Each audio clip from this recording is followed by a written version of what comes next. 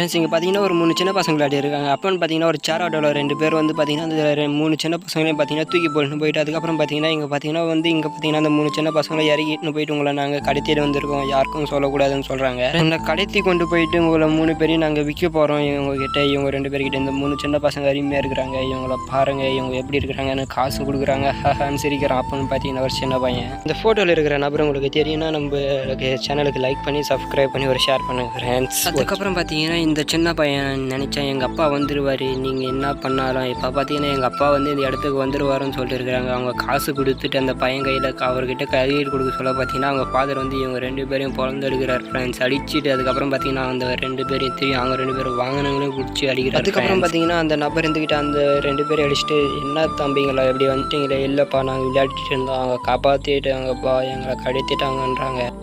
அதுக்கப்புறமா என்னுடைய பசங்க எனக்கே கிடைச்சிட்டாங்கன்னா அவர் கட்டி பிடிச்சிட்டு கடவுளை